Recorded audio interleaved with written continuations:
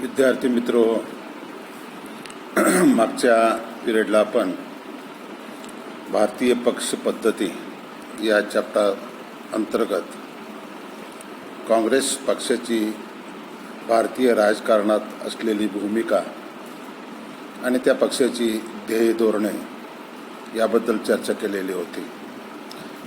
यानंतरचा पुढचा जो पक्ष आहे तो पक्ष म्हणजे भारतीय जनता पक्ष, भारतीय जनता पार्टी.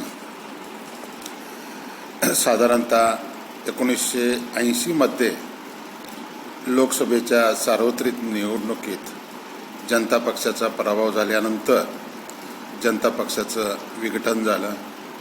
अटल बिहारी वाजपेयी, लालकृष्ण अडवाणी असे जनसंघाचे जे नेते होते त्यांनी 1977मध्ये जनता पक्षात त्याचं रूपांतर केलेलं होतं.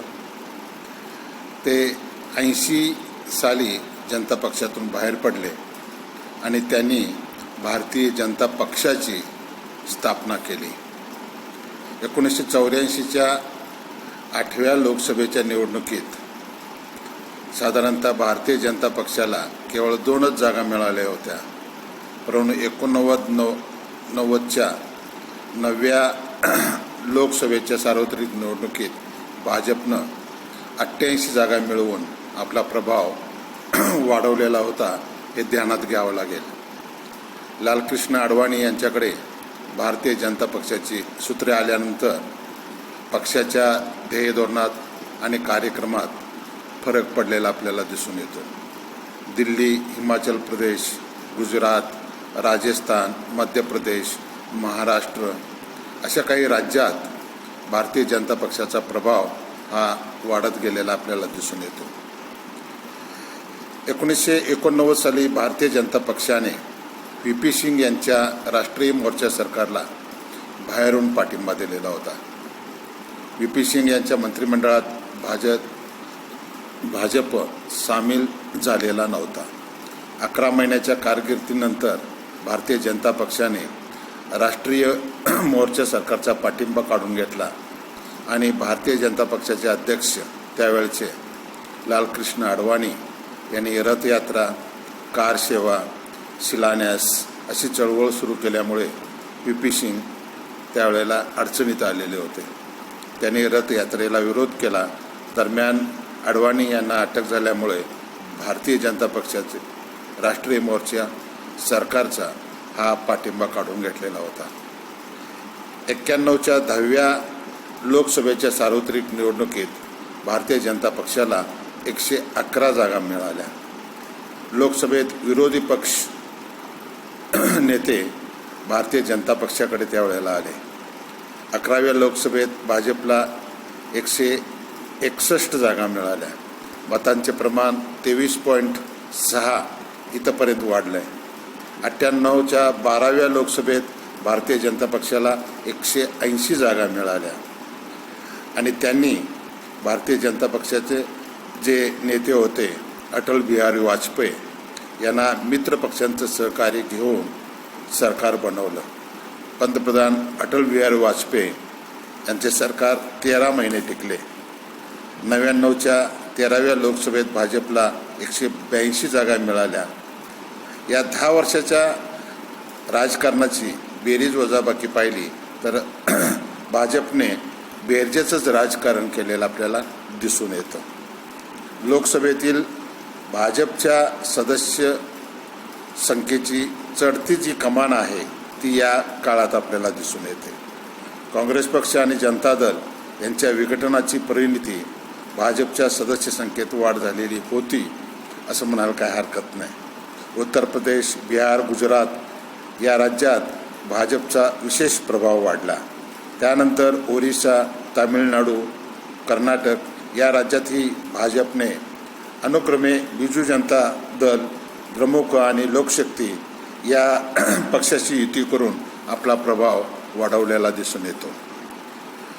अयोध्येतील जे काही राम मंदिर आहे त्याबाबत आग्रह, समान नागरी कायदा, जम्मू काश्मीरला लागू असलेले 317व कलम रद्द करणं या 3 गोष्टीवर अधिक भर देऊन भाजपने 89ची, 91ची आणि 96ची निवडणूक लढवलेली होती. आणि या 3 गोष्टी मित्रपक्षाशी आघाडी करताना घातक ठरतील हे ओळखून भाजपनं या 3 गोष्टी आपल्या निवडणुकीच्या जाहीरनाम्यातून बाजूला काढल्या. आणि त्यानंतर 12व्या आणि 13व्या लोकसभेच्या निवडणुकीत भाजपला चांगलं यश प्राप्त करता आलं. त्याच्यानंतर 2004 साली 14व्या लोकसभेत भारतीय जनता पक्षाला 138 जागा मिळाल्या आणि त्यामुळे त्यांना सत्तेवरून जावं लागले. 2009 साली 15व्या लोकसभेत भारतीय जनता पक्षाला 116 जागा मिळालेल्या आपल्याला दिसून येतात. 2014 साली झालेल्या लोकसभेच्या सार्वत्रिक निवडणुकीत मात्र भारतीय जनता पक्षाला 282 जागा मिळून भाजप सत्तारूढ झाला. भारतीय जनता पक्षाने राष्ट्रीय लोकशाही आघाडीतील मित्रपक्षाच्या सहकार्याने मंत्रिमंडळ बनवलं. पंतप्रधान नरेंद्र मोदी यांच्या प्रभावी नेतृत्वाखाली भाजपची वाटचाल आता सुरू झालेली आपल्याला इथून दिसून येते.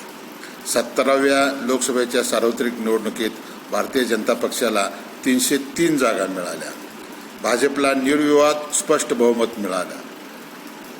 मोदी यांनी राष्ट्रीय लोकशाही आघाडीतील मित्रपक्षांचं सहकार्य घेऊन दुसऱ्या वेळी मंत्रिमंडळ बनवलं.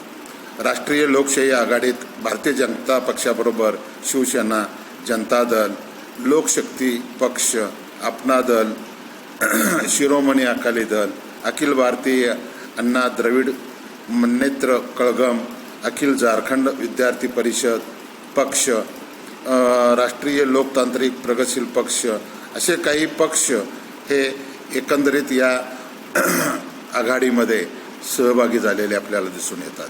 आणि यानंतर जनता पक्षाचा भारतीय राजकारणावर बऱ्यापैकी प्रभाव हा निर्माण झालेला आज तागायत दिसून येतो. साधारणतः अशी एक वाटचाल भारतीय राजकारणामध्ये या पार्टीची, या पक्षाची झालेली आपल्याला दिसून येते. या जनता पक्षाचा, भारतीय जनता पक्षाचा जर कार्यक्रम आणि उपक्रम जर बघितलं ते सुद्धा एक वाखाणण्यासारखं आहे. 26 मे 2014 रोजी पंतप्रधान नरेंद्र मोदी यांच्या नेतृत्वाखाली भाजप प्रणित राष्ट्रीय लोकशाही आघाडी सरकार सत्तेवर आलं आणि मोदी यांनी भारताच्या सर्वांगीण विकासासाठी विविध योजना आणि कार्यक्रम उपक्रम सुरू झालेले आपल्याला केलेले दिसून येतात. साधारणतः त्यांनी सुरू केलेले जे काही उपक्रम आहेत ते पुढील प्रमाणे आपल्याला सांगता येईल. स्किल डेव्हलपमेंट या अंतर्गत देशातील तरुणांसाठी 2020 पर्यंत उपलब्ध क्षेत्रामध्ये रोजगाराच्या नवनवीन संधी निर्माण करणं आणि सर्वच क्षेत्रातील रोजगारांच्या संधीचा समान न्याय देण्याचा प्रयत्न करणं हा या पक्षाचा अजेंडा ठरला. त्याच्यानंतर मेक इन इंडिया अर्थव्यवस्थेच्या 25 मुख्य क्षेत्रावर भर देऊन उत्पादन निर्मितीच्या साहाय्यानं त्यामध्ये रोजगार क्षमता वाढवणं, मनुष्यबळ वाढवणं, परकीय गुंतवणुकीसाठी साधारणतः प्रयत्न करणं. त्याच्यानंतर परकीय जी गुंतवणूक आहे त्याची मर्यादा 26 वरून 49 पर्यंत नेण्यात आलेली आपल्याला दिसून येते. त्याच्यानंतर या पक्षाचा पुढचा जो अजेंडा होता, त्यामध्ये उपक्रम होता, त्यामध्ये जनधन योजना, देशातील प्रत्येक कुटुंबाचे बँक खाते असावे, कुटुंबांना बँकेत 0 बॅलन्स अकाउंट सुरू करता यावा, देशात आर्थिक समता प्रस्थापित करण्याचा प्रयत्न यानुसार करण्याचा त्यांनी प्रयत्न केला.